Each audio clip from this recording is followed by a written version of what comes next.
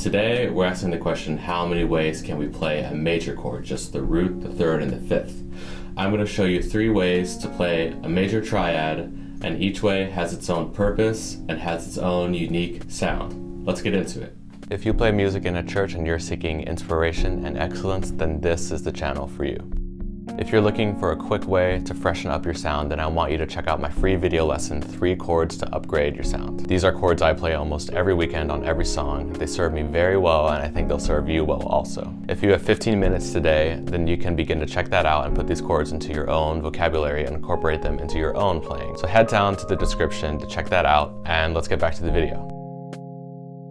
I'm going to show you 3 ways to play a major chord. I'm going to show you a lush way, a compact way, and a bright way. And I use all 3 of these chords on almost every weekend, and I find that they're very effective in the music that we play in the church. So first, here is what I call the lush way.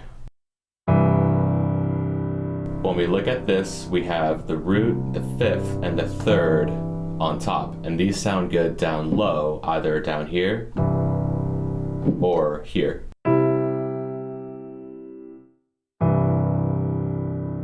These are very rich, they're very full sounding, and they're very effective, especially in more down moments of a song, like a first verse or a first chorus. The root, the fifth, and the third on top.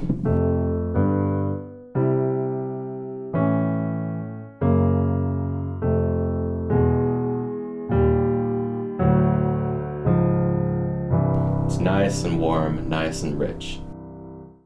The second way is what I call the compact way, and it looks like this. So here's a C major chord again, and this time we don't have the roots on the bottom, we have the root on top instead.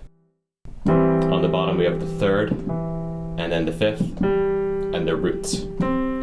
When we play like this, it leaves room for the bass player to play, because if the bass player is going to play down here, we don't need to play that note because then we're going to muddy up the mix. So if we keep our chord in the mid-range of the piano, that gives more room for the bass player to play, and it actually gives more sonic space for the mixing engineer. If the mixing engineer doesn't need to worry about the piano player playing down low, he could just focus on bringing out the bass if we reliably stick to the middle of the piano. So this is C in what I call the compact voicing. Here's G, the third, the fifth, and the roots.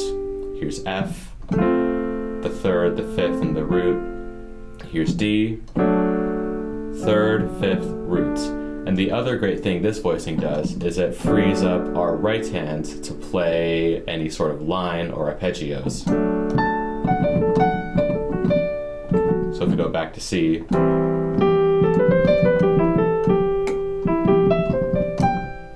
we have all this room to play, and it helps bring our right hand up higher on the piano to play brighter lines. So that's the compact way. Third, fifth, roots. Here's the last way I want to show you to play a major chord, and I call it the bright way. It looks like this. So in the left hand, there's a power chord, a root, a fifth, and another roots on top. In our right hand, we play the third, another fifth, and a third way up high. Now this is a unique voicing because it helps bring out the third of the chord, and it covers a lot of range on the piano. So if you need something that covers a lot of range, if you need something that's brighter, consider this voicing. Here it is in G, F, here's D, here's B flat, here's A flat. This voicing works well a little bit lower on the piano too. And it's really nice to hear that third on top.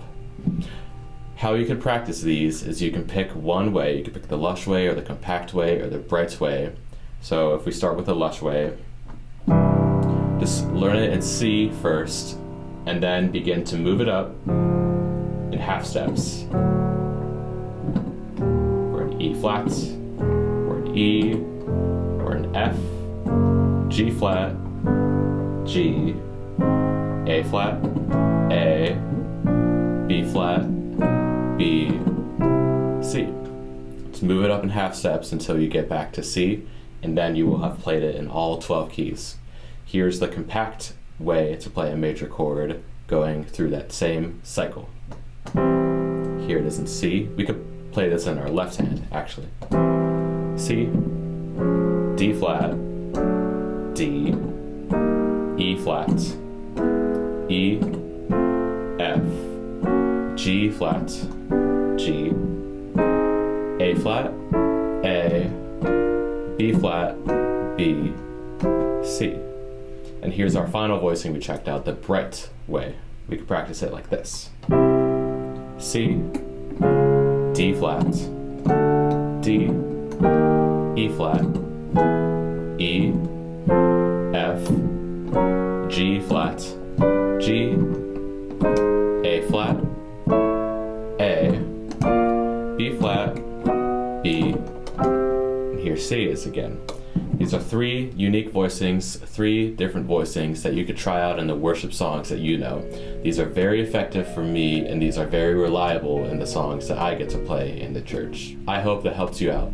I created Exateo for worship pianists that are seeking inspiration and excellence. If you are looking for ways to learn, ways to freshen up your sound, then join me on this journey of diving into and perfecting the art of playing worship piano. Click here for my latest video. I hope to see you back soon.